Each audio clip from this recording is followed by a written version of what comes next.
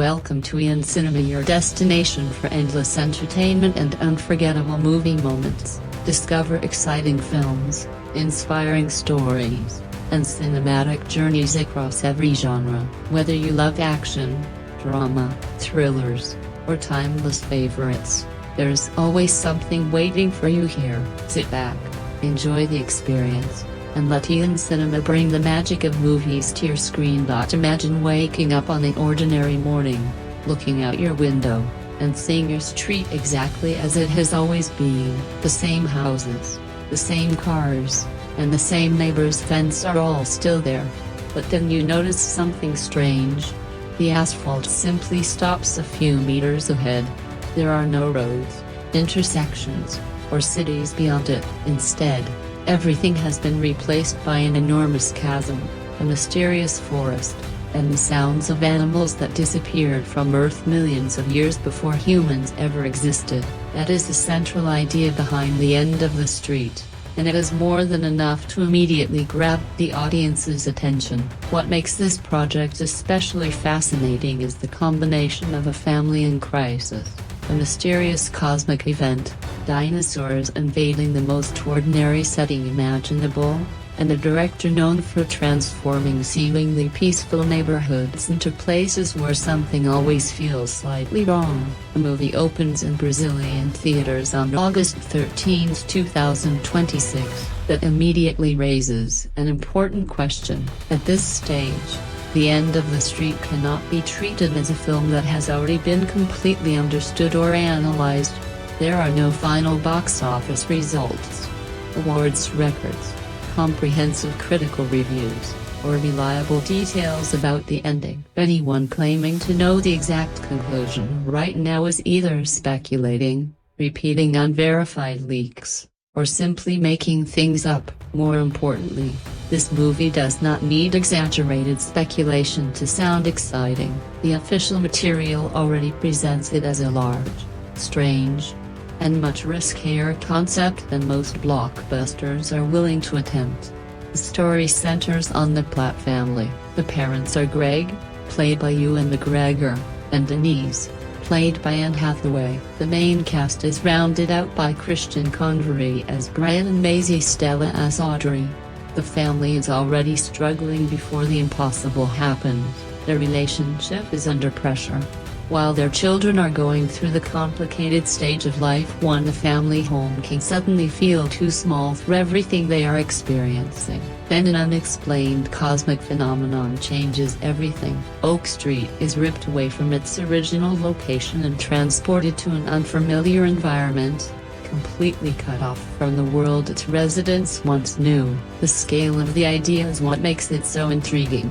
This is not a spaceship traveling to another planet. It is not a group of scientists entering some experimental machine, and it is not a military expedition sent to investigate a hidden dimension. It is a road, an ordinary American neighborhood with houses, garages, backyards, and everyday people is seemingly torn out of reality, as though someone had taken a pair of scissors and cut an entire section of the world away. The contrast between these two environments gives the movie its strongest visual identity. On one side is the familiar home, designed to represent safety, comfort, and stability. On the other is a vast, prehistoric wilderness that is aggressive, unpredictable, and completely indifferent to human life. The Brazilian title, The End of the Street, works in a very literal sense because the road actually comes to an end. But the phrase carries a deeper meaning as well. It could represent the moment when a family's familiar life comes to an end. It may be the point where people can no longer avoid their personal problems,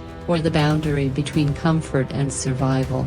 Perhaps that is exactly where the movie finds its identity. Naturally, dinosaurs are one of the film's biggest visual attractions. They were at the center of the promotional posters and trailers, but enormous creatures alone are not enough to carry a story for 2 hours. What really matters is how people react when everything they once believed was permanent suddenly disappears. Perhaps the most unexpected aspect of The End of the Street is that it is not simply another entry in an established franchise. Instead, It presents itself as an original science fiction story at a time when major genre films often arrive with sequels, shared universes, recognizable numbers, and decades of established continuity that changes the audience's relationship with a mystery. There are no previous movies telling viewers what rules to expect when the characters enter this strange new world. Kiya and the audience have to discover those rules together. Another segment of the documentary does not provide a straightforward survival guide to understand what happened, where they are, and whether there's any way back. Both the plot family and the audience have to discover the answers at the same time. That independence carries a certain risk. Familiarity with the concept or brand alone is not enough to make a unique idea work. The concept, characters, and execution all have to convince the audience. A dinosaur may appear on the poster, while the trailer may promise chaos, destruction, and terror. But the real question is why we should care about this family. That is what ultimately determines whether the movie stays with us after the credits roll. Director and writer David Robert Mitchell seems to understand this. In interviews, he has described the project as a combination of passion and spectacle, with elements of drama, humor, suspense, and fear. The goal is not simply to create a series of dinosaur attacks. Instead, the movie aims to build an adventure in which an outside threat exposes the weaknesses that already exist within a family. The 1980s setting adds another layer to that tension. Without cell phones, digital maps, the internet, or instant communication, the characters have far fewer resources at their disposal. If an entire street is suddenly placed somewhere it should not be, there is no app that can simply locate the address, there is no social media platform to show the world what happened. There is no easy way to research a mysterious creature's behavior in the middle of a crisis.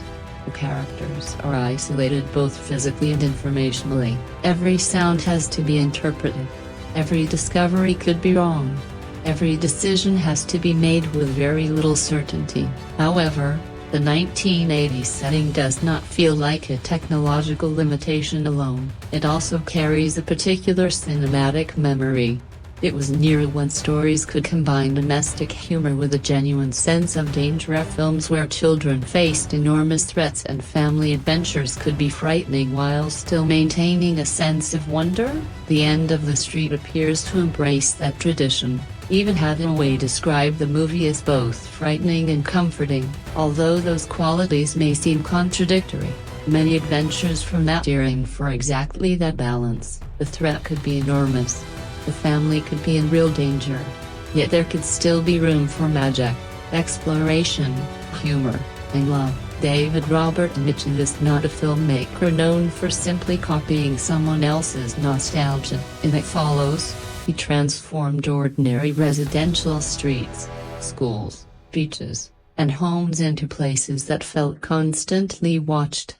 In Under the Silver Lake, he turned the city into a paranoid puzzle filled with clues, hidden meanings, and dead ends. His films often treat the environment as an extension of the characters' emotional states. That is why placing dinosaurs beside mailboxes does not feel like a random gimmick when Mitchell removes an entire street from its familiar surroundings. Instead, it seems like a natural continuation of his long-running fascination with ordinary places becoming strange and threatening. What happens when the most familiar place in the world suddenly stops following the rules that make us feel safe? That loss of certainty is exactly what the trailer's opening establishes. First comes the house, the storm, and the unsettling feeling that something is wrong. Then Denise realizes that the problem is not limited to the neighborhood. The entire street, the neighborhood, and the house itself have somehow shifted. That single realization changes everything because the characters are no longer even certain where they are. They are not simply surrounded, they have been uprooted. Oak Street has been transported into another world rather than the other way around. The idea is communicated more effectively through the images than through any scientific explanation. Houses standing before an unreachable landscape and cars parked dangerously close to the edge of the road. Everyday life still exists, but it is no longer connected to the rest of civilization. There may still be a refrigerator in the kitchen, a phone may still hang on the wall, a child's toy might still be sitting in a room, but these familiar objects now exist inside a fragile bubble surrounded by an environment that no longer recognizes human control. That is where the dinosaurs enter the story, not as distant animals, reconstructed fossils, or creatures behind the fences of a theme park. They are suddenly part of everyday life. They are outside the houses, in the backyards, near the fences, and close to the people who live there. That proximity completely changes the nature of the fear. Seeing a massive creature in a distant field is one thing, watching that same creature walk past your living room window is something else entirely. Suddenly, the structure of the house itself becomes a question. Do these walls actually protect anyone? Many viewers will naturally compare The End of the Street to Jurassic Park. Mitchell has acknowledged the influence of Steven Spielberg's classic, and the connection is difficult to avoid, but he has also mentioned other influences, including Signs, Poltergeist, The Valley of Wangi, and The Twilight Zone. That list helps reveal the direction the movie seems to be taking. The central conflict appears to be less about the science of recreating dinosaurs and more about the collision between the incomprehensible and ordinary life. This is not a theme park created by humans that has become dangerous. Instead, it is a community that never asked to participate in any experiment being invaded by something completely beyond its understanding. That makes the mystery just as important as the survival story. What caused the incident? Did the street move through time? Did it travel through space? Has the family entered another dimension? Are they actually standing somewhere in Earth's prehistoric past? Or is something else happening entirely? The trailers carefully present these questions without giving away the answers. If the movie knows how to reward the curiosity it creates, that decision could work strongly in its favor. A good mystery box is not simply a collection of unanswered questions. Each answer should change the meaning of what came before. At this point, one thing seems certain: the family has to stay together. That idea, included in the official synopsis, may be the emotional center of the entire story. It does not mean that everyone will agree. In fact, survival stories become far more compelling when people are forced to cooperate while carrying grudges, fear, and completely different opinions about what should be done. Denise may see the threat one way. Greg may react to it very differently. Audrey and Brian are not simply children who need to be protected. Their ages, personalities, and individual perspectives should influence the decisions, arguments, and dangers they face. That is what gives the family dynamic real potential. The promise of The End of the Street is easy to describe but much harder to execute. It is a suburban dinosaur movie, but it is also the story of a family that may have to risk losing everything to discover whether they can remain a family. The destroyed road, endless wilderness, and prehistoric creatures provide the spectacle. The real heart of the concept exists inside the house, in the kitchen, around the table, in the hallways, during the quiet moments, and in the conversations that happened before the sky suddenly changed. That is why everything leading up to this project deserves attention. We still do not know exactly how the story will end. And the idea did not begin in a conference room with executives asking which franchise could be revived. It began with a director walking through an ordinary neighborhood and having a strange thought. What if there were dinosaurs standing beside a garage, between a fence and a few trash cans? It sounds like a small question, but sometimes the strangest stories begin with exactly that. However, when examined more closely, this idea paved the way for one of the most unusual concepts in 2026 commercial franchise filmmaking. The movie was not inspired by market trends or by an already established piece of intellectual property. David Robert Mitchell said the idea came to him while walking through his Michigan neighborhood. He noticed a garage, a wire fence, and several trash cans, and suddenly imagined a dinosaur standing there.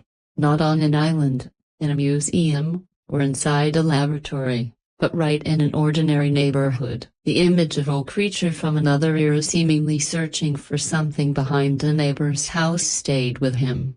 There was something fascinating about seeing something so extraordinary in such a completely ordinary setting. That contrast eventually became the foundation of the screenplay, bringing together the spectacular and the everyday in a way that felt both strange and compelling. This background helps explain why the dinosaur was never meant to represent traditional grandeur. The invasion of the ordinary comes first. The garage is just as important as the creature itself because the image becomes unsettling precisely because the surroundings are so familiar. Imagine an ancient animal moving through a neighborhood filled with trash bags, bicycles, tools, and fences. Suddenly, every ordinary object becomes evidence that something has gone terribly wrong. A familiar street no longer feels safe. Although Mitchell had been developing the project for some time, the production truly began to gain momentum when Anne Hathaway joined the cast. According to the director, her involvement created something of a domino effect. Bringing in an actress with an international following gave the ambitious original concept additional credibility and helped attract further attention to the project. Then J.J. Abrams and Bade Robot became involved. The company is well known for stories that conceal information, encourage speculation, and place ordinary people in the middle of extraordinary events. When Warner Brothers took over distribution, what might otherwise have remained an unusual independent-style concept was given the scale of a major theatrical production designed for IMAX and large screens. The project remained heavily guarded by secrecy until it was publicly announced in 2023. At the time, the description was deliberately vague, referring only to an exciting and suspenseful encounter. Once the possibility of dinosaurs became apparent, that mystery became even more intriguing. For a while, the project was known by a different production title, and its release schedule also changed before its August 2026 premiere. Such changes do not necessarily indicate production problems. Large-scale movies often shift release dates because of studio planning, post-production schedules, competition, or broader marketing strategies. In this case, the long development and release process may have only added to the mystery surrounding the film. There was also a notable change in casting. Oscar Isaac was reportedly considered for the lead male role, but the part of Greg ultimately went to Ewan McGregor. Without a reliable source, there is little reason to turn the change into a dramatic story. Scheduling conflicts, negotiations, and practical production considerations can all influence casting decisions. Still, it is interesting to imagine how McGregor's presence might affect the chemistry and energy of the central couple. McGregor has a distinctive ability to appear vulnerable, exhausted, confused, and affectionate at the same time. That combination could work especially well for a character who must confront an impossible threat while trying to keep his family together. To understand why Mitchell may have been such a natural choice for this movie, it is useful to look at his career. In 2010, he released his debut feature, The Myth of the American Sleepover, a sensitive coming-of-age story focused on the emotions of teenagers during a summer night. There were no digital spectacles, portals, or monsters. Instead, the film explored the feeling of being young, when the world can seem enormous and deeply personal at the same time. Its themes included youth, desire, suburban spaces, and characters trying to understand changes they could not fully explain. Those ideas would later become important elements of Mitchell's filmmaking style. 4 years later, Mitchell reached a much wider audience with It Follows. The concept was simple but deeply unsettling. A mysterious presence could take on different human appearances and relentlessly approach its victim. It did not need to run or chase anyone. It simply kept moving closer. The movie's strength came from making almost anyone in the background seem like a potential threat rather than explaining every rule of the creature. Mitchell created fear through wide streets, aging houses, empty spaces, and a landscape that seemed strangely timeless.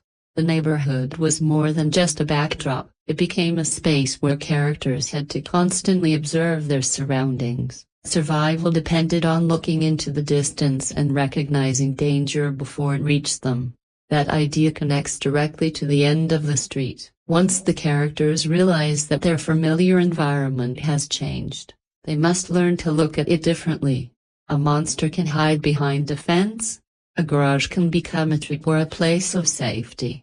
A road that once seemed completely predictable can suddenly lead somewhere impossible. Mitchell has already demonstrated an ability to use movement within the frame and depth of field to make audiences anticipate danger before the editing reveals it. That technique could allow him to create suspense around dinosaurs without relying entirely on fast attacks or conventional action sequences. After It Follows, Mitchell directed Under the Silver Lake. Released in 2018, the film followed a man through Los Angeles as he became consumed by coincidences, theories, maps, music, symbols, and hidden messages.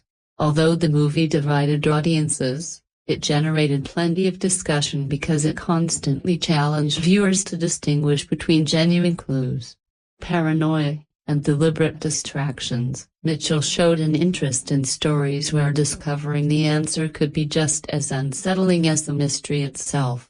He also demonstrated a desire to create narratives that were increasingly ambitious, complicated, and visually distinctive. The End of the Street is his first feature film since then, and the 8-year gap makes the project even more anticipated. Mitchell is not coming from an established studio franchise with a fixed formula. He writes his own material, chooses original projects, and seems drawn to ideas that could easily become overwhelming if they are not handled carefully. A concept involving a familiar roadway transformed into a dinosaur-filled world certainly fits that description. It could become an expensive disaster, or it could turn into something genuinely unforgettable. The difference will likely depend on how carefully the mystery is controlled and how clearly the emotional story is presented. Mitchell has also mentioned The Twilight Zone as an influence, and that reference is revealing. Many stories from the beloved series began with an impossible disruption in an otherwise ordinary environment. A man might enter a deserted town. A family might discover that the rules of reality have changed.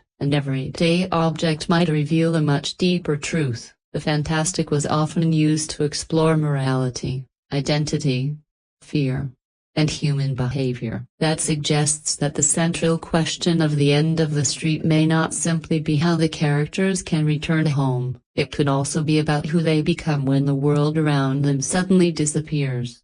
Another clear influence is Poltergeist. In the 1982 classic, an ordinary suburban home becomes a point of contact with forces a family cannot understand. The backyard, hallway, children's bedroom, and television no longer feel safe because the threat has entered the center of the home itself. The horror works because it invades a place that should represent security. The End of the Street appears to expand that same idea. Instead of one corrupted house, we have an entire neighborhood seemingly removed from the ordinary world. The family remains at the center of the phenomenon, but the scale has grown until it can stretch all the way to the horizon. Another useful comparison is Signs. Rather than immediately presenting an alien invasion as a massive global spectacle, the film focused on a family living on a farm and struggling to survive while receiving only fragments of information about what was happening. The sounds in the cornfield,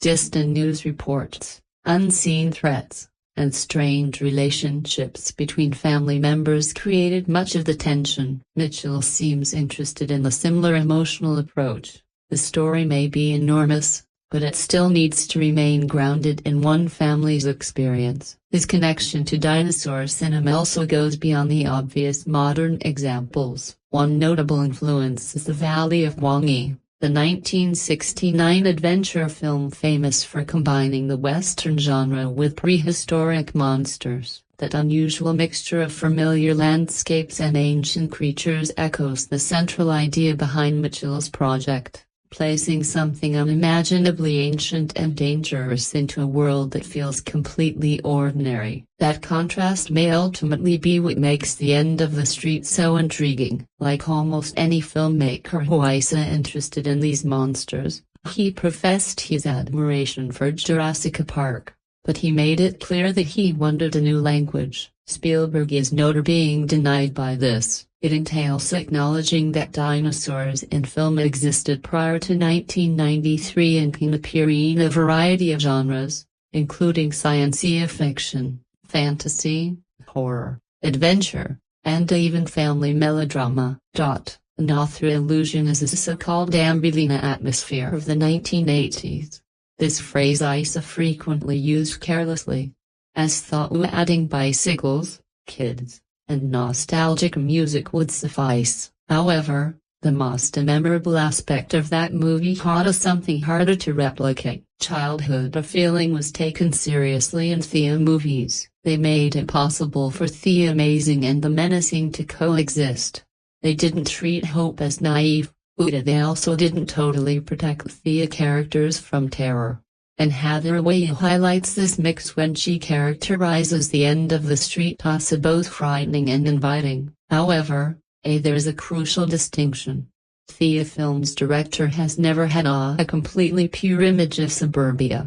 Mitchell views residential areas also locations of loneliness, yearning, secrecy, and monitoring. There's a feeling that something could happen in the background, even when everything appears to be peaceful. It will be difficult to maintain the weirdness while integrating this personal restlessness with a much larger scale production.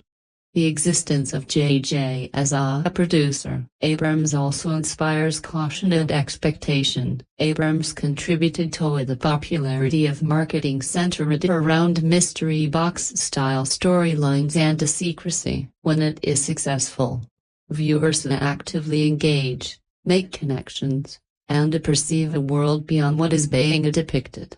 The questions appear more intriguing than the answers. When it doesn't work, the trap must be avoided by The End of the Street. It is insufficient to explain the origins of the roadway or the dinosaurs.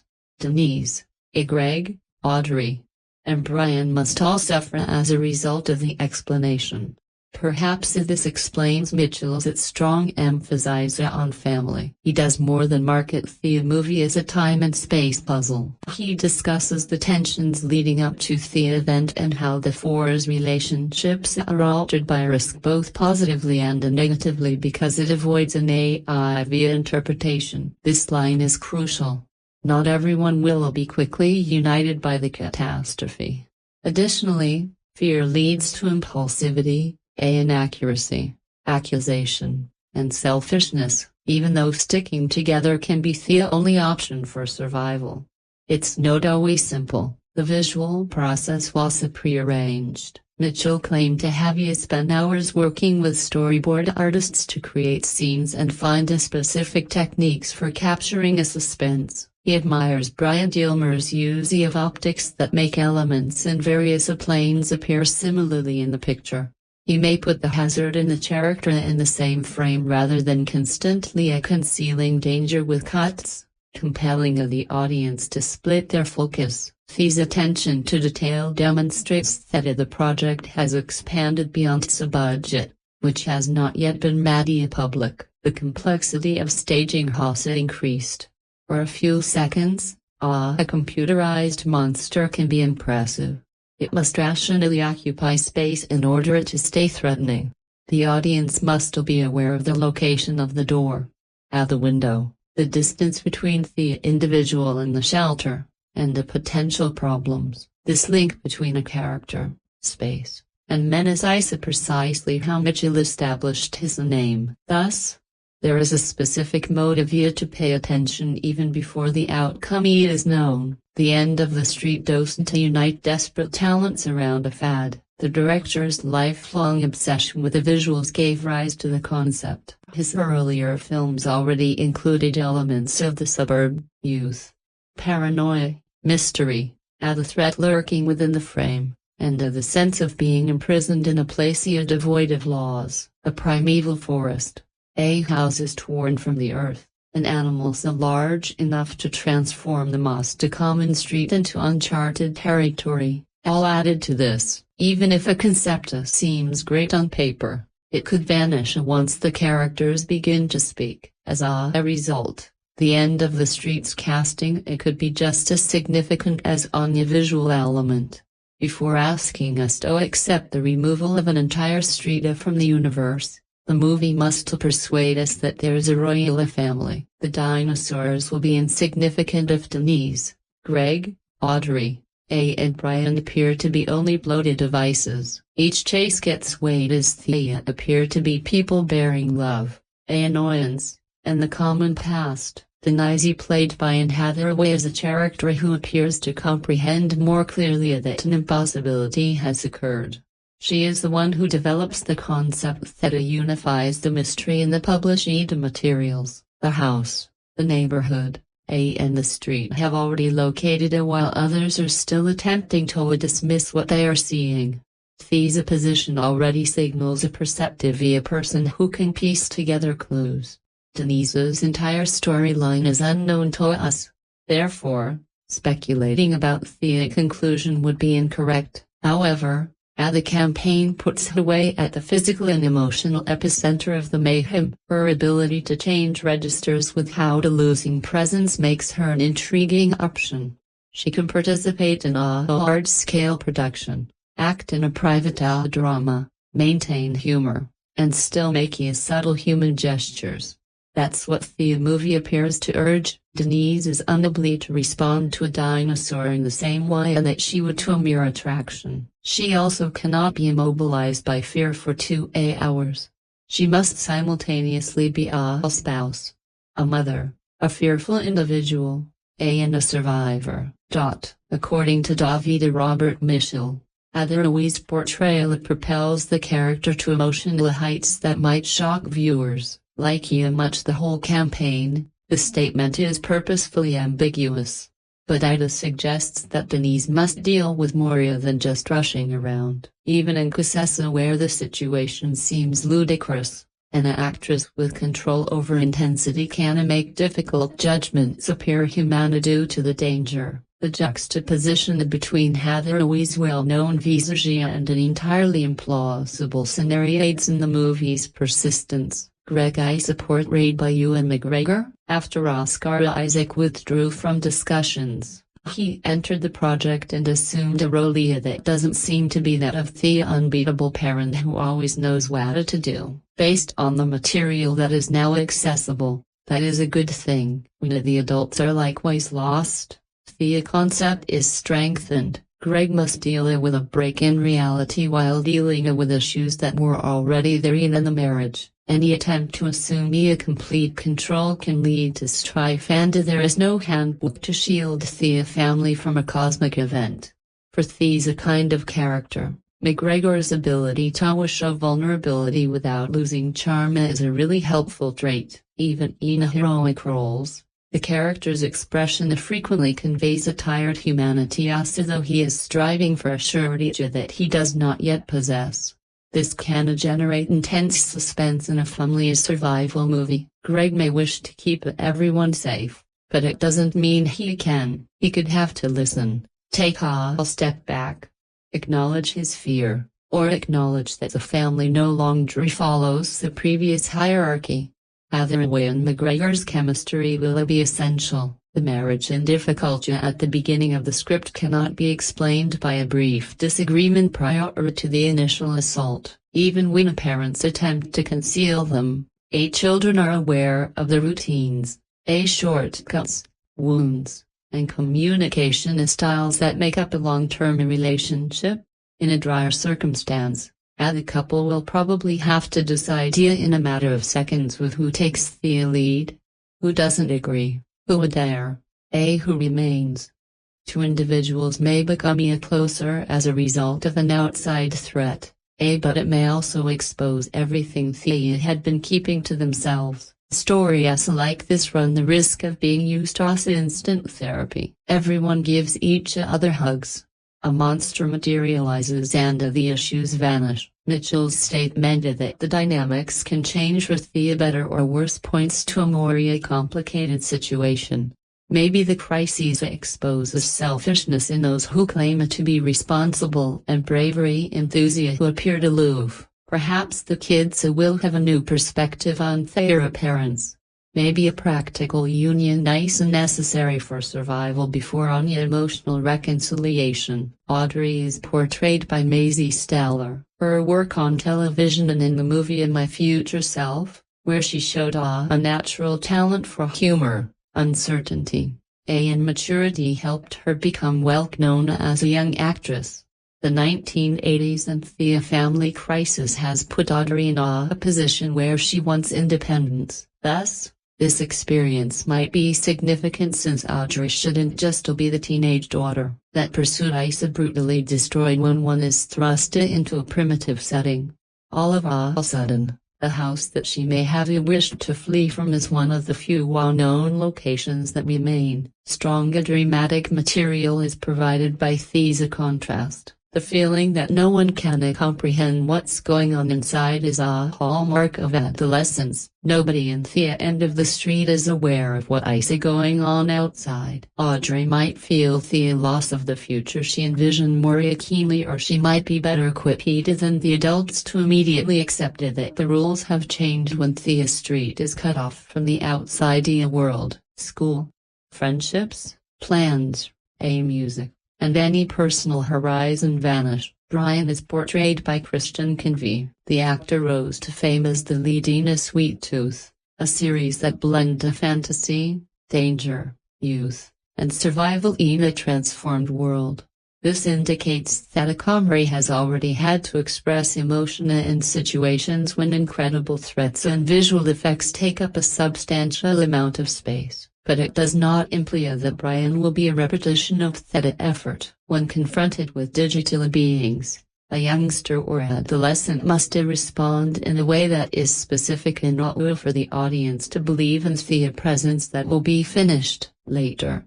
Brian appears to occupy the position of terror and fascination that many friendly adventures employ to get viewers closer to the unknown. He runs the risk of becoming a machine that makes mistakes and poses a threat, allowing his fascination with dinosaurs, if it exists, to coexist with the realization that actual animals do not fit the simplified knowledge of toys and novels would be the wisest course of action. It is not worth assuming that it will be the child who knows the names of every species, because the production has not yet verified a specialization for the character.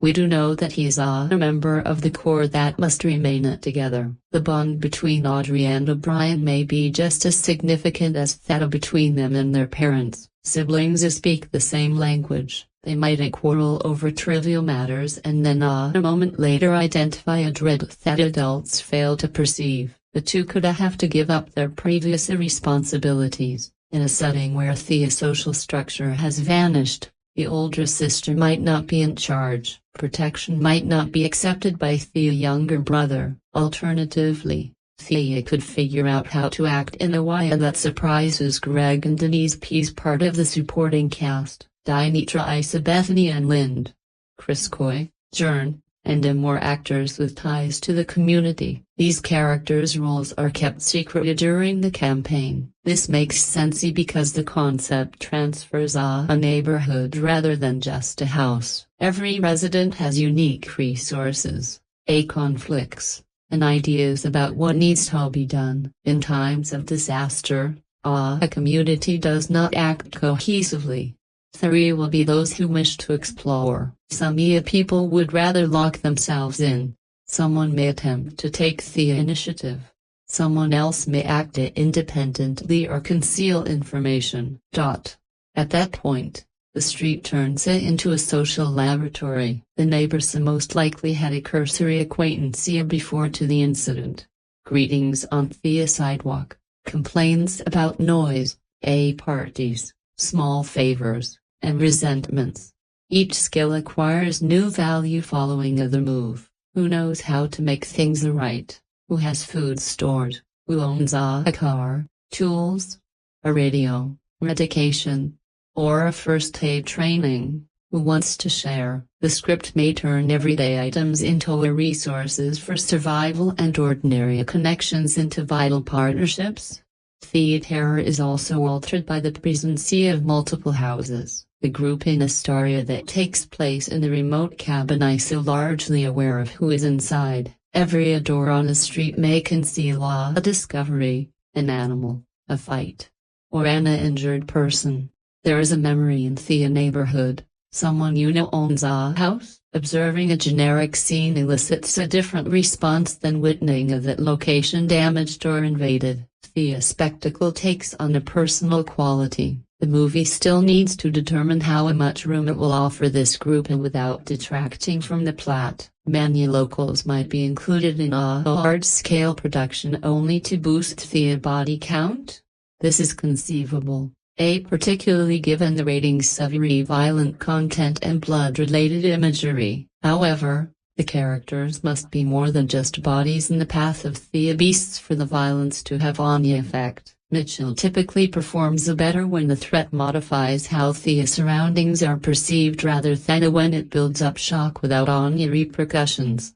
The problem of tone is another. The encounter was both frightening and inviting. According to Hathaway, the actors must swing between fear, humor, and compassion without giving the impression that they are in different films for this to be successful. After a tense scene, a joke can either lighten the situation or make it worse. A loving moment may be touching or appear to be manipulative. The language must make room for silence in response, but the primary cast has enough experience to strike that balance. Joy Joel's song My Life from the main trailer provides a hint about this mix. The pictures depict a family totally losing control of their own lives, but the song has vigor, attitude, and a catchy chorus. Irony and humor are both produced by the contrast.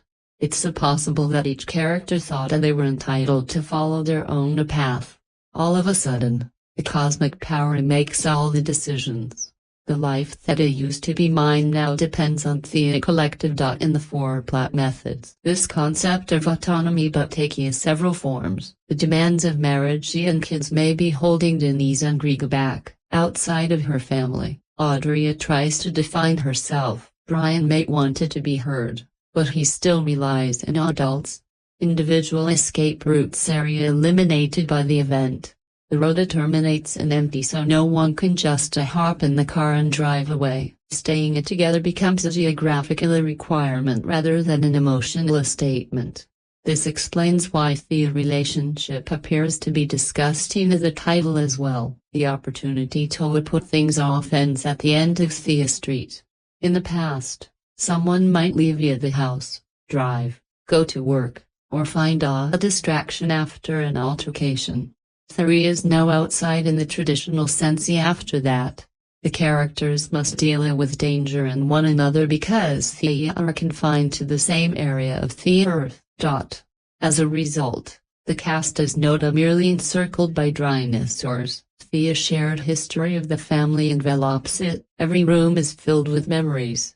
Every domestic item is a remnant of a former life. The house can serve as an emotional capsule transported to an unattainable location if the narrative makes good use of this. The characters transform into new individuals while passing throughout familiar places. Who makes mistakes, who survives, and who discovers the answer are still unknown to us. Since the house officially traveled with the family, we are unsure of how they returned home. This is among the premise's biggest ironies. The world that gave home its significance has vanished. Yet home itself still exists. Going home might not be the goal. Perhaps it's about figuring out what a home means when the neighborhood, the street, and even the time period have been torn away. The end of the street depends on a technological team that can simultaneously keep the scales alive in order for this relocated house to appear real. The first is personal conversations, tiny gestures, doors, hallways, and faces. The second is enormous cliffs, forests, prehistoric animals, and a neighborhood carved out of the globe. The family vanish as if the movie solely focuses on the spectacle. The idea loses the visual impact that supports the big screen if it becomes exclusively focused on the drama. This equilibrium served as the exact foundation for the output. Michaela Jelkus, who worked with David Roberta Mitchell on It Follows as the cinematographer, Jelkus is renowned for producing shots in which the environment appears to watch the protagonist's scene return. Jelkus frequently sets up the frame such that the viewer has time to search for something other than just using a shaky camera and hurried cuts to depict danger. Because residential streets include extensive sight lines, windows, fences, garages, and walkways, this strategy works well there. Everything has the potential to draw attention to a potentially dangerous area. Mitchell clarified that split focus, a method linked to Brian De Palma, is one of the visual decisions made in the movie.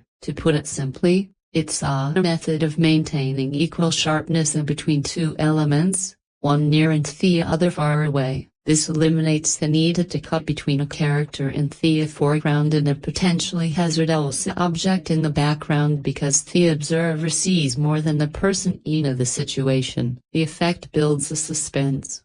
This tool can be very useful in the movie where animals can appear in between houses or behind a fence. The technique by name is not what matters. It's the feeling it creates. Imagine a figure moving gently across the garden through the window while Denise is occupied with something inside the home. The fear comes before the emotion if the visual compels us to look at boat planes. A song announcing that something is about to happen is not necessary. The narrative is already conveyed via the frame. Mitchell claimed that in order to prepare scenes and identify certain visual solutions, he worked with the storyboard artists for hours. This implies that the attacks were not merely generic blocks of effects, but rather scenarios with geography. Doe Shimaguchi is in charge of the art direction, building a 1980s suburb that feels lived in while simultaneously setting it up for destruction, isolation, and invasion is an odd conundrum that her art must overcome. The obvious items positioned in front of the camera are insufficient to capture the essence of the decade, without turning every image into a catalog of nostalgia. The houses, automobiles, colors, materials, appliances, toys, and architecture must all convey the era. The task is comparable for Aaron Bennett's outfit design. When period costumes resemble costumes, they attract attention. The goal is for the audience to identify the 1980s without feeling as though every character is dressed for a party with a specific theme. Additionally, the costumes must depict survival. Clothes become soiled, damp, and tear, and the limit mobility. When the street ends in front of a primeval forest, what only wears on a typical morning can become totally insufficient gear. Georgia's Atlanta region served as the filming location and the project made advantage of the city's studio capabilities. It operated under a temporary name during the manufacturing, which is a standard procedure to minimize attention and arrange logistics for visual effects projects. Atlanta provides a helpful mix of facilities, skilled crews, suburban regions and infrastructure. Nevertheless, locating some lovely homes is not enough to make a street a protagonist. Controlling continuity, vehicle placement, destruction, lighting, and all the places where actual photos will be mixed with environments made later are all essential. Framing choices are changed because the movie was made for a max viewing. While a wider screen might accentuate scale, animals, and the landscapes, it also highlights flaws. The audience must experience depth, weight, and distance when a street appears suspended over a forest. Without a purpose, Cars and houses cannot appear to be miniature versions of themselves. The lot sketch must convey that a portion of the metropolis was physically taken from elsewhere. Any sense of fast security should be destroyed by the apparent nothingness. However, IMAX isn't only used to display massive objects, it can also be powerful to see a terrified face on a massive screen. The difficulty is in avoiding using the family as a break between action sequences. One may sense breath, a reluctance, and shock when the area close. The exterior scale can enhance the internal mood if the film properly switches between close-ups and wide shots. John Excel, who has previously collaborated with Michel, is the editor.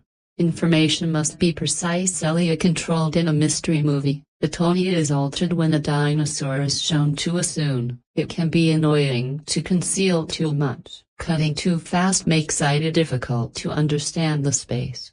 If you focus on an image for too long, the technique may become apparent. Additionally, the editing must control the distinction between action and suspense. Waiting for anything to happen is what suspense is all about. Reacting after something has occurred is called action. Both are promised in the end of the street. The score is written by Michael Giacchino. His background in grand adventures and narratives that strike a mix between spectacle and familial passion makes this choice particularly noteworthy. A continuous music that tries to tell the audience when to feel fear, hope, or melancholy may easily be used in such a performance. When Giacchino develops distinct themes that can shift in meaning throughout the story, he is usually more successful. A family-related melody may begin warmly, break throughout the upheaval, and then resurface in a different way near the conclusion. Joel's My Life is used in the primary trailer, and it offers a sarcastic perspective on the circumstances. The montage is driven by the song's energy as images of survival, turmoil, and independence clash. Additionally, this decision places the age without using only subtitles. Popular music can establish familiarity right once, but the original composition must develop a distinct personality independent of well-known tunes. Another unavoidable point is visual effects. The idea necessitates continuous contact between performers, homes, cars, and animals that weren't physically on set. In the trailers depict creatures as incorporated into the suburban setting. It would be reckless to say that everything was done for real or that everything is computer graphics. Also, there is still no official comprehensive explanation of the proportion of digital and practical effects utilized in each segment. The intention to give the animals weight through space is what we can assess. Skin texture is not the only factor that determines weight. It originates from how the ground, sound, shadow, speed, and man-made items react. A fence must flex. Automobile must appear compact. A window must vibrate. The animal size must be detected by the camera. The creature appears to be there. When these components come together, we simply have a lovely image, superimposed on top of another. When they don't cooperate, the sound will be essential. The movie can cause the house to react before a dinosaur is shown. Anticipation can be generated by distant footfall, shaking metal, glass, dogs, alarms, an abrupt quiet, engines, lawnmowers, televisions, telephones, conversations, and birds are all familiar sounds in a suburban area. The map is altered following the cosmic events. It's possible that some sounds will go away and others will come back even before the camera shows the scenery. The sensation of being somewhere else might begin with the ears. The house can serve as an instrument, as well. The characters identify the sounds made by pipes, timber, basement, attics, and walls. Every structure reacts when a large object passes outside. Nobody can tell if the noise is coming from the building, a neighbor, or a creature. Which heightens the tension. The home became a terrifying machine in a poltergeist. one of Mitchell's references. In this case, the house can serve as a sounding board and a shelter simultaneously. The problem of fellite is another. The narrative starts in a suburban area and travels throughout a cosmic event. Throughout the campaign, there are storms, flashes, and sky changes. This transition can be used in photography to alter the street's identity under a light that doesn't belong to the horizon. The Samuel location that felt cozy during the day can seem odd if the characters are unsure about their location. Even the time of day may become untrustworthy. The show revealed a group of producers including J.J. Tommy Harper, A. Hannah Minghella, John Cohen, Mitchell, A. Matt Jackson, and Abrams. The logistical scope of the project is indicated by the number of specialists, but we shouldn't mistake a producer for the director-creator of every creative choice. Mitchell is still in charge of the writing and direction, and his signature is still in the center. Although Abrams does not direct the movie, he does assist in positioning and making the work possible. Major studio marketing prefer to emphasize the most known name possible. Therefore, this distinction is important. The audience may anticipate a typical Abrams experience, replete with the revelations and secrets. Nonetheless, the pacing, the visual language, and the fascination with the suburbs will probably be more closely associated with the director and writer of the movie. The ideal iteration of the project would be one in which Mitchell is able to develop his obsessions without diluting them thanks to Bade Robot's production framework. The budget has not been reliably and formally reported. As a result, any figure that is presently offered as fact should be regarded with a mistrust. The scale, the actors, and the effects may give the impression that the production is costly, but it looks expensive is not financial information. Forecasts for the box office are no different. Expectations, not outcomes, exist prior to the premiere. Being truthful shields the analysis from a typical error. Converting conjecture into data. Conflicting information regarding the duration is also in circulation. While official sources have not explicitly aggregated a single number, several pages list multiple times. The best course of action is to wait to utilize a precise duration until the distributor has confirmed it for the market. Although this warning might seem insignificant, it is exactly the kind of detail that distinguishes automatic filling from research. The 14-year age rating in Brazil and the PG-13 rating in the US are confirmed, along with cautions concerning intense violence, blood imagery, language, and suggestive content. The notion of a totally safe children's excursion is refuted by this. The movie aims to depict danger with a considerable severity despite its love and humor about families.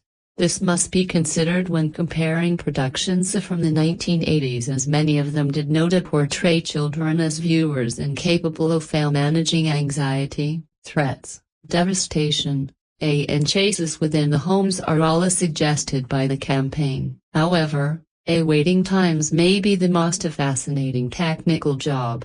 The street was quiet. A backdrop movement, a door that ought not to be open, a vehicle parked near the boundary. The area where a city once stood is now a forest.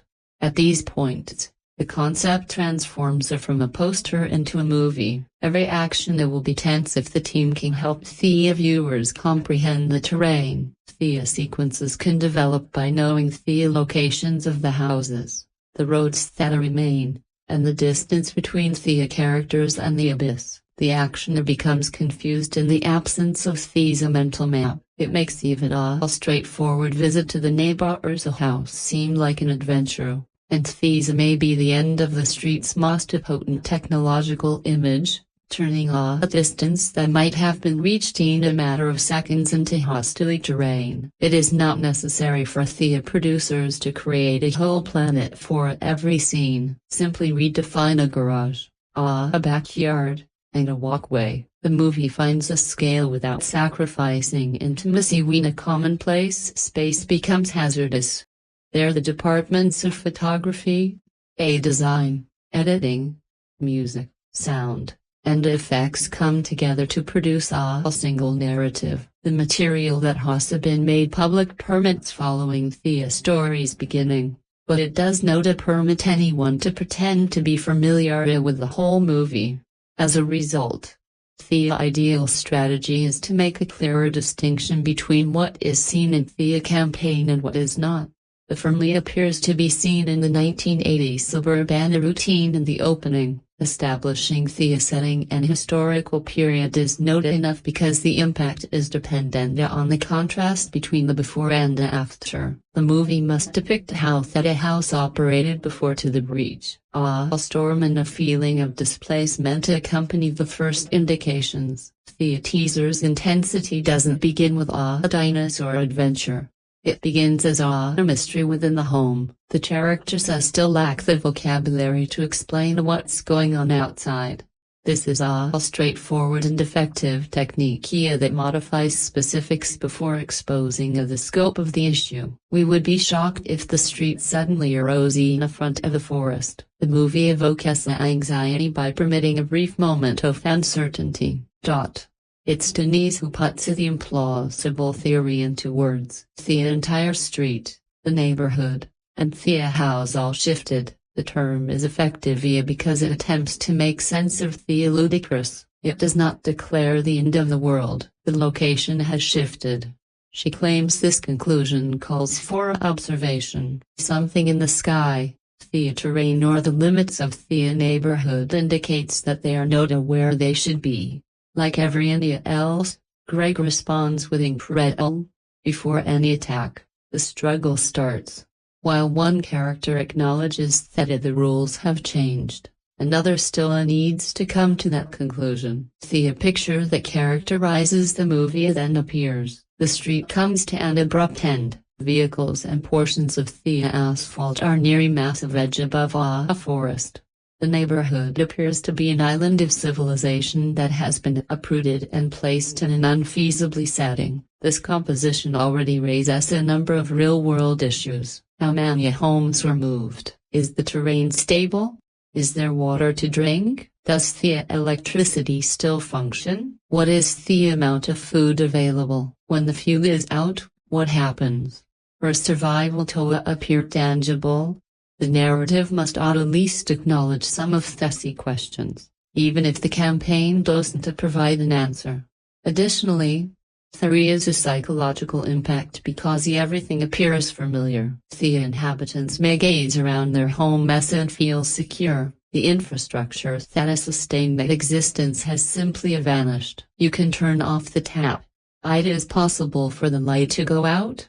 There might not be a dial tone on a phone. Food is only kept in the refrigerator for a short period of time. The neighborhood becomes a sort of shipwreck on land, bearing the ruins of a society that is unable to replenish itself. The order of importance shifts when the dinosaurs show up. The street used to be a logistical enigma. After that, it turns into a hunting area. The family fleeing, locals responding to the mayhem, and animals entering the house are all depicted in the trailers. The threat no longer lurks in the distance. It moves through yards and gets closer to the homes. The players are forced to relearn how to use each location. As a result, for instance, a garage can offer temporary protection, but it has drawbacks. As long as there is road and fuel, an automobile can enable escape.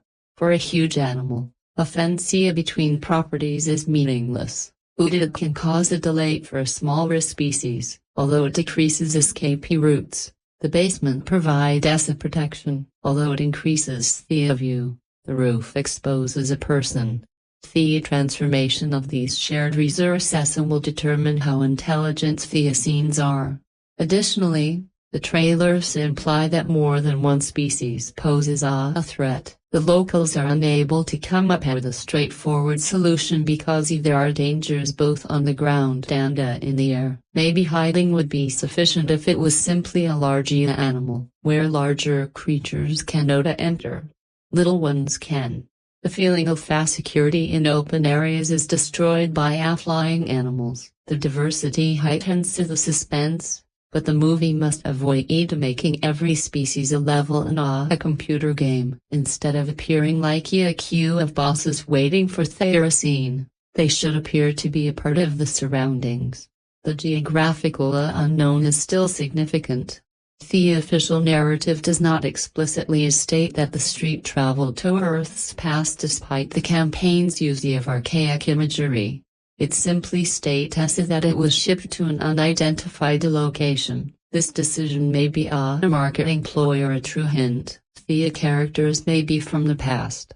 Perhaps they are in another realm on a different planet or in an area that the semi-cosmic force generated. The type of fast story is altered by the difference. If time travel is included, the film must explain how the street was moved from one era to another. The existence of dinosaur-like creatures necessitates a different explanation if it is spatial displacement. Any rule could be in effect if it's a parallel reality. The script will need to set boundaries to prevent convenient resolutions. Mystery does not imply lack of regulations. Conversely, the audience searches for patterns more when the situation is unfamiliar. The family must both survive in conduct and investigation because action scenes take a lot of time and effort. The combination is challenging. Injured individuals must receive care following an attack. Resources must be rearranged. The characters cannot just be shown a new hint in the script, as if nothing had happened. Every revelation in the best survival stories comes from a need. Food and information can be found by exploring a house. A signal can be picked up when attempting to mend a radio. You may reach the edge of the transferred area while looking for a missing person. Strategy, undoubtedly a point of contention in the neighborhood. Stay or go exploring. Should the group be dispersed or concentrated in one home? Make noise to frighten animals away or remain silent. Do you want to wait for the occurrence to recur or try to cross the forest? There is conflict in these choices since there is no safe option.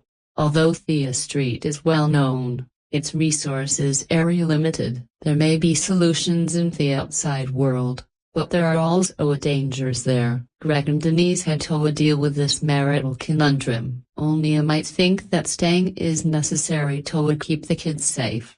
The other might come to the conclusion that remaining ice is slowly drying. Brian and Audrey are capable of listening to conversations and coming to their own conclusions.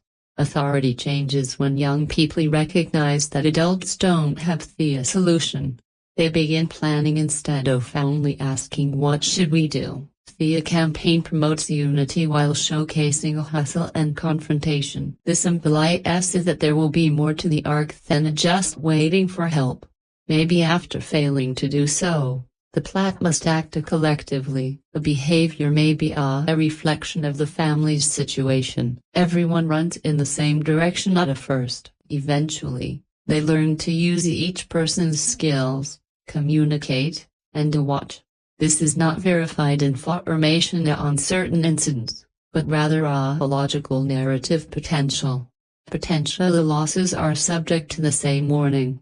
It is natural to anticipate repercussions given the rating of the violent content in the trailers. However, we don't know which characters will pass away, whether anyone does, or how it impacts the group. It would be dishonest and detrimental to fabricate victims. One could argue that a film of this kind must demonstrate early on that the threat is genuine. The dinosaurs area reduced to ornamentation if there are no repercussions. Time is still a problem. How long does it take after the event? Days? Weeks? Or hours? Everything is altered by the response.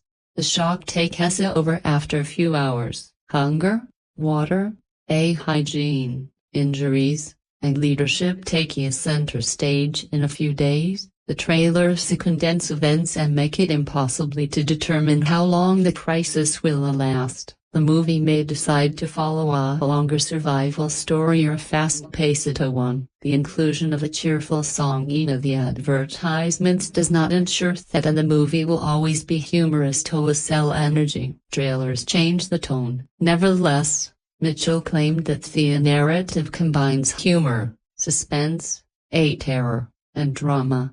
The human response to the ridiculous will likely produce the most natural humor.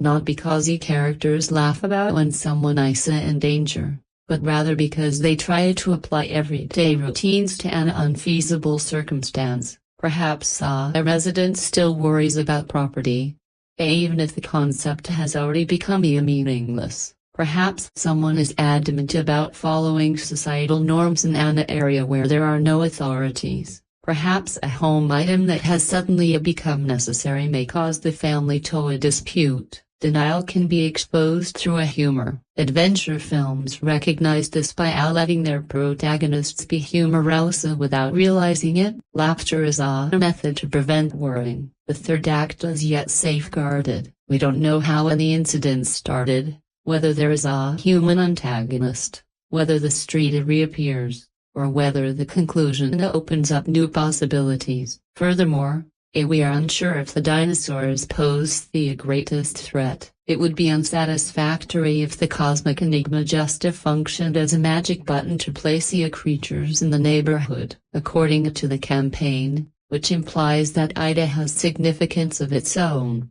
3 lines must be connected for a suitable resolution. The first is physical.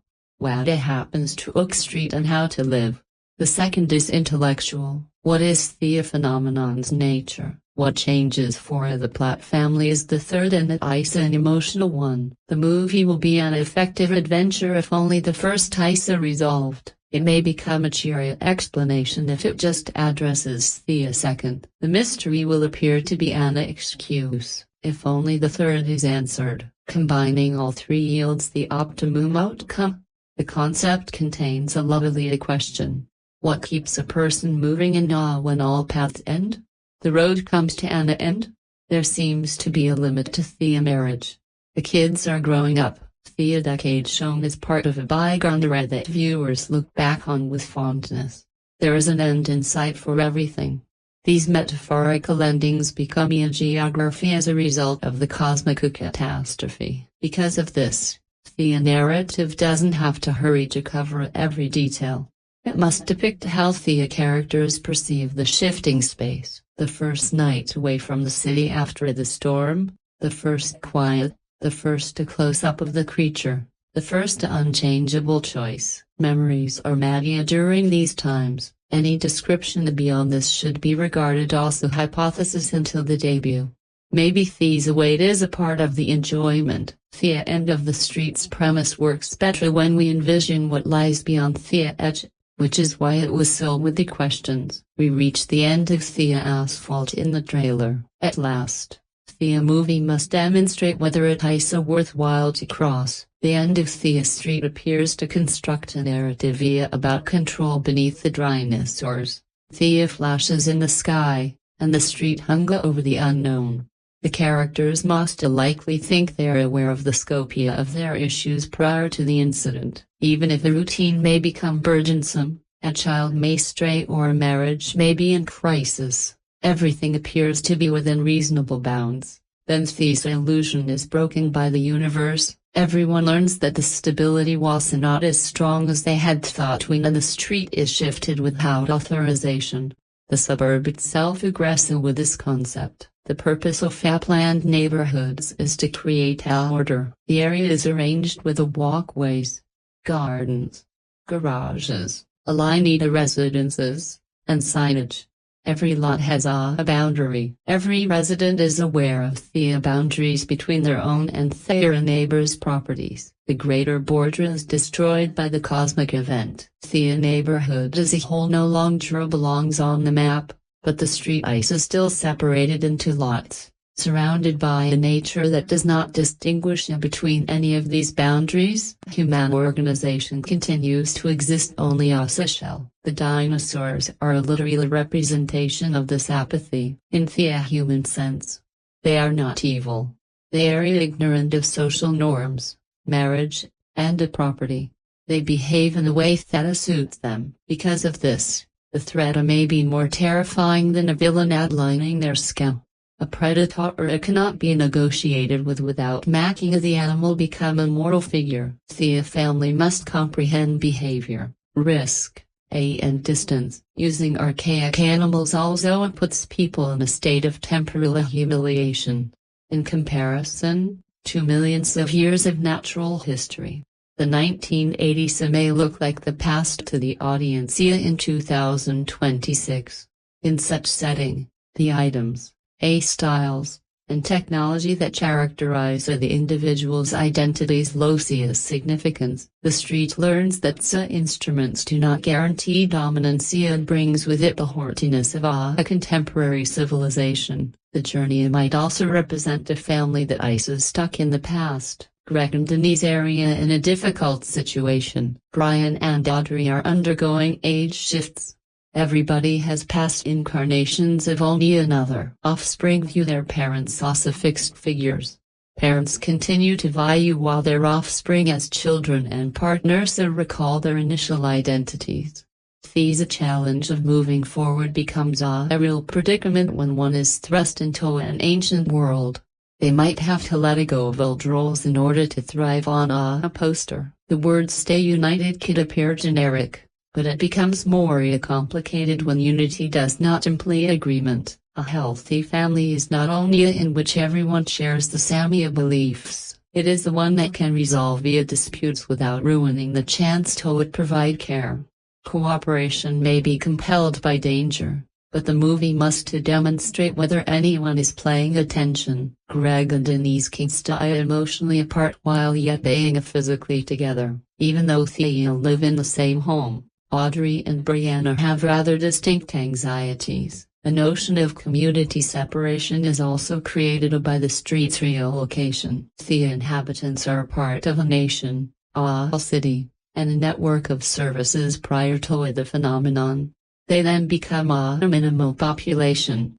There is no visibly government, market, hospital, or exterior police. When the structure that upheld these principles vanishes, the society must determine which values will be maintained. Inequalities are immediately exposed in situations like this. Some homes are better equipped. Some people possess practical abilities, tools, or information may be under the control of others without making fun of the neighborhood. The movie can examine the fear and solidarity. People offer assistance and safeguard their possessions during times of crisis. When both impulses are present in the same individual, the most intriguing tension develops. It looks like an island, too, at the roadway. In order to simplify the world and test relationships, Ilanda stories isolate their characters. In this instance, the island resembles a neighborhood. As a result, the surviving don't start over. Their former life, the comforts, memories, biases, and the conflicts are all with them. Building a shelter is not the only problem. It's the choosing which aspects of that tiny culture should survive.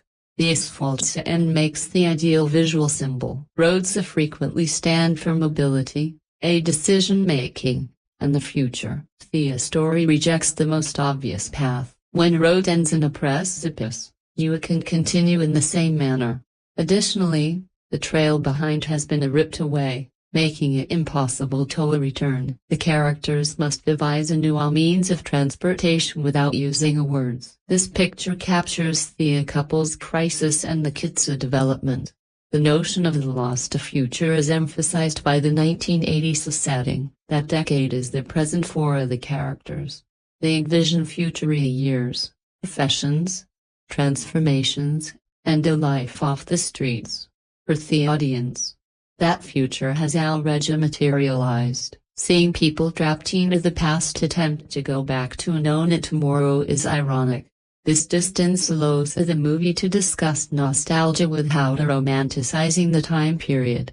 Memory is often edited by nostalgia. It eliminates anxiety, conflict, and limitation while preserving enjoyable music. clothing, and items. It appears that the end of the street wants to exploit the nostalgic look before breaching the security. As the neighborhood is in a disarray, a well-known song begins to play. The lovely home ceases to offer defense. There is no road for the vintage vehicle. Teeth are exposed by the embracing past and Hathaway's description terrifying and welcoming might be explained by this combination. The lack of risk need not be the source of the welcome. The potential for a connection inside risk may be the source of it. Stunning family tales do not claim that love makes danger go away. They claim that when the threat cannot be instantly removed, love provides a cause to go on. The connection between seeing and believing is another layer. The characters may squander time attempting to fit the occurrence into a conventional explanation since it is so improbable. Denial seems sense, but it's risky, even though others might not see it that way. And it follows, identifying the threat was essential to survive. Everyone at the end of the street appears to be able to predict the result. Although they might not agree on the reason or the solution, the movie might examine how people respond to situations that alter their perspective on the world. Someone looks for a religious justification. Someone else looks for scientific reasoning. Some has a conspiracy theory. An author concentrates on useful work and refuses to think. There is no need to automatically mock any response. The demand for meaning becomes nearly as great as the urge for sustenance when confronted with an unprecedented situation. As a producer, Abrams raises the possibility of a mystery box. This approach is effective when the questions are designed to expose characters rather than just conceal information. Denise's perception of what had transpired speaks something about her. Greg's response to the silence reveals something about him. A clue should compel someone to make a choice, not merely serve to support arguments on the internet. There is a chance that the theme will be overtaken by the mystery. The emotion could feel suspended if the writer holds everything until a lengthy explanation towards the conclusion. Along the route, brief responses must be given to the audience, perhaps not the full source, but sufficient guidelines to comprehend the development. Every new finding ought to alter the plot and the characters' interactions. Conversely, the dinosaurs cannot simply be haphazard impediments. Making them mirror the space would be the ideal theme application. Different creatures hunt in different ways, live in different surroundings, and instill different kinds of dread. The street becomes a corridor due to a huge predator. The house becomes a maze due to a lesser threat. The sky is no longer a safe path due to an aerial creature. The neighborhood is redrawn by nature. Additionally, there is an odd inversion. Animals have been kept in enclosures, parks, and reserves by humans for generations. The community appears to be constrained in the end of the street, surrounded by a wider universe. The dwellings create a tiny human enclosure. The locals watch animals outdoors, but they might be watched in return. How long until nature realizes we are here becomes the question instead of how to control nature. Humor can keep the subjects from getting too serious as the producer promises, even in times of calamity. Humans are still people. They utilize irony, dispute, and make blunders. The everyday is distorted rather than entirely eliminated. Perhaps that's what makes the amazing tolerable. Even if the family is dealing with an impossible situation, they can still tell how each member lies, moans, provokes, or tries to console. The end of the street seems to explore, deep down, what's left when habit, context, and the future are eliminated for a while. The house is still there. Things stay in place until they shatter. Until they run out. Resources are still available. There are still memories and there are still people with all of their flaws and strengths. The return to the normal world, if it occurs, won't be able to completely restore the former life, Assuming the movie does Ida correctly, everyone's perception of a pavement changes after they see the actual end of the roadway. The relationship shifts as you start relying on someone you thought you knew. Control ceases to feel like a right and begins to feel more like alone when you realize that the cosmos can suddenly take the ground out from under you. Ida begins with a small gesture, a family gazing out the window. It's a big ocean. The outside world has evolved. The true question is whether internal changes are also possible. Prior to its premiere, all discussions on the end of the street must conclude with this: expectations and results are not the same. The movie comes with a powerful marketing effort, a well-known cast, an easily summarized theme, and instantly compelling visuals. None of these guarantees quality. Additionally, there is currently no consolidated viewership average, worldwide box office, definite approval percent, or awards history. Only once the work has been shown on a large enough scale in theaters can these statistics be assessed. A peculiar position in the 2026 market already exists. The End of the Street is a large-scale studio production with a unique concept, no inherited characters, and no title number, and no public duty to create a common universe. This feature does not improve the movie on its own. However, it adds interest to the risk. The viewers are not playing to rehash a well-known mythology.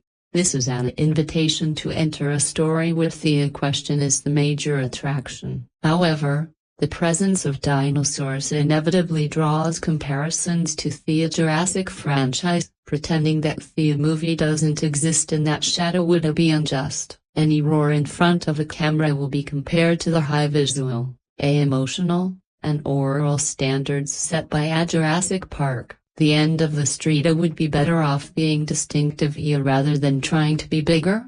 The setting already shows the difference. Jurassic Park transports visitors to an area designed to keep animals here. Either people are brought to the creatures along with their dwellings, or the creatures enter people's space. The fantasy is altered by this. The audience witnesses the park invading the kitchen rather than exploring a park. It follows a community that loses technology, a structure, and context rather than appreciating technology that can replicate life.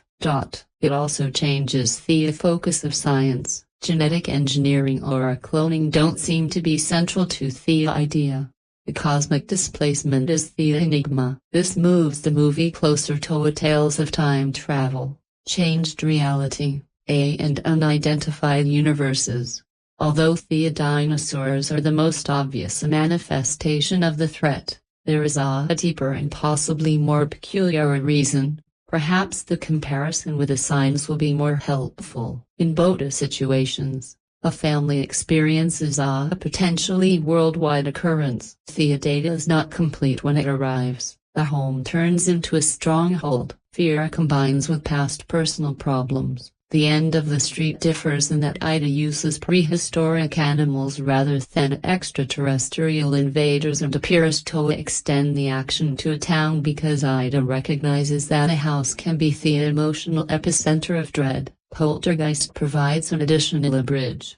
The audience immediately senses the break when a house ceases to provide protection. This nightmare is extended to the neighborhoods in the end of the street, but doors, rooms, and hallways are still necessary to keep the danger close. Although the rating suggests that there will be violence and more graphic visuals, the humor and adventure may bring the movie closer to the Amblin heritage. This opens up the possibility of making a movie suitably for a variety of viewers without totally lessening the risk. Additionally, Ida raises the possibility of tone. The production may prevent any emotion from developing if it attempts to be frightening, humorous, dramatic, and spectacular every 5 minutes. The explanation carries an additional danger. The unimaginable served as the foundation for the campaign. The pressure on the response increases with the size of the question. Certain stories succeed by keeping the mystery unsolved. Others need a well-defined mechanism. It will be up to the end of the street to choose what kind it wants it to be. The pleasure can be lost with an explanation that is too technical. A remark that is too ambiguous may come as seen as evasive. Reducing the family to archetypes is the third risk. The courageous mother, the perplexed father, the disobedient adolescent, and the inquisitive boy beginnings rather than finished figures. The cast is capable of creating subtlety. Contradictions must be included in the script. Denise is capable of both strength and error. Greg is capable of being helpful despite his fear. Audrey might need protection and want to be independent. Brian might experience both interest and fear simultaneously. The movie's use of the neighbors as mere victims still poses a risk. A holy street can foster togetherness, a conflict, and the sense of community.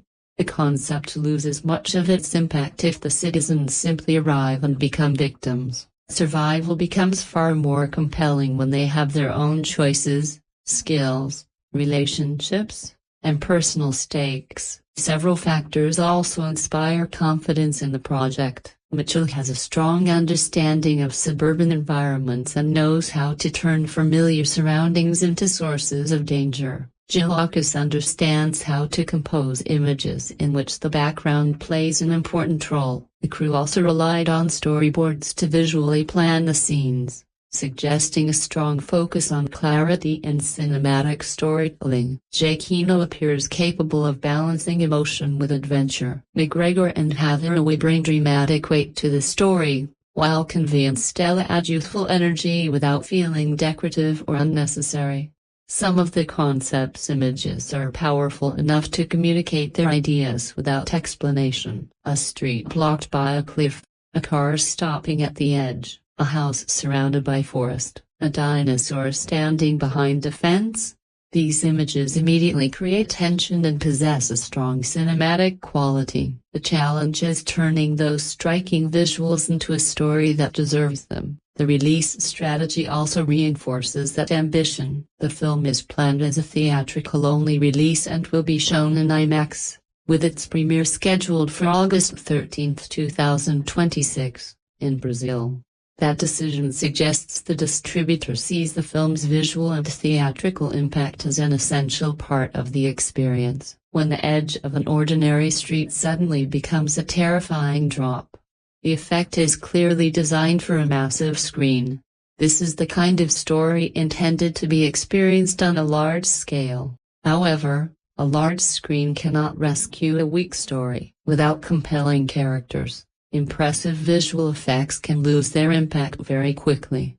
The decision to make the family the emotional center of the story, rather than simply using them as an excuse for the spectacle, could determine whether the end of the street becomes memorable. The film may work as a spectacle if audiences remember only the animals, but it will achieve something much rarer if they remember a particular look, a conversation, or a difficult decision made in the middle of terror. Another important element will be the way the film uses the 1980s. Simple nostalgia can provide familiar objects, recognizable music, and comforting imagery. Critical nostalgia, however, asks a deeper question: why do we want to return to the past in the first place? The story already involves a journey through time and displacement from one era to another. It could become particularly interesting if the film explores the difficulty of returning to an idealized version of life that no longer exists. The contrast between past and present is also reflected in the production itself. The movie relies on modern technology while drawing inspiration from the thrills and horrors of earlier decades. As audiences watch contemporary visual effects bring the animals to life, they will simultaneously recognize the suburban streets, white fences, and music associated with another era. That combination could become a defining part of the film's identity, or it could feel like a collection of recycled memories. Mitchell's voice may ultimately be what separates the film from similar projects. For now, that distinctive perspective appears to be present. The concept has a personal origin, with the director developing the story from the shock of seeing a strange creature in a familiar environment. The films he cites as influences are more than simply recognizable titles. They represent different approaches to combining spectacle, mystery, and character. His previous work suggests an interest in transitional youth, unusual neighborhoods, emerging dangers, and suburban environments, that makes the prospect of watching a filmmaker known for smaller productions suddenly working with far greater resources especially intriguing. The question is whether that larger scale will amplify his signature style or erase what made his earlier work distinctive. That transformation will ultimately be tested by the end of the street. Some questions will be easy to answer once the film opens. Does the action make sense? Are the visual effects convincing? Is there believable chemistry within the family? Does the mystery receive a satisfying resolution? Does the humor strengthen the suspense or interrupt it? Other questions will take more time to answer. Will audiences still be discussing the film after its opening week? Will the story remain memorable once the marketing campaign disappears? Could it eventually become associated with a new generation of science fiction films? A legacy cannot be declared before a premiere. Promotional material does not create a legacy. Legacy develops when a work becomes part of people's memories, conversations, and eventually influences other artists. At this stage, all we can say is that the film has genuine potential. Large-scale original stories have to prove that audiences are willing to enter unfamiliar worlds without the safety of a familiar franchise. If The End of the Street succeeds, it could strengthen the argument that original ideas still deserve a place on the biggest screens.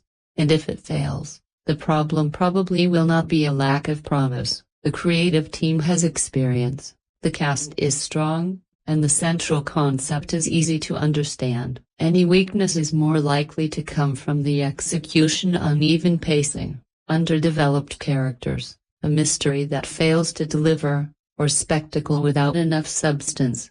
Those are the areas that will ultimately determine the film's success. Until then, it would be unfair to call the movie a masterpiece or predict that it will become a disaster. The more reasonable conclusion is that the idea has something genuinely compelling at its core. When a family from the 1980s opens its front door, the world beyond the street has changed completely. Yet the road itself remains exactly where it has always been, a place that once contained neighbors, traffic, routines, and everyday responsibilities. Now dinosaurs move through the same landscape. The house remains standing, yet somehow it has stopped feeling like a home. At its heart, The End of the Street could be a story about returning to a place that can no longer be returned to. It may ultimately become a story about accepting that there is no way back. The phenomenon itself could be explained through science, chance, another dimension, or time, but its emotional impact will depend on more than the explanation.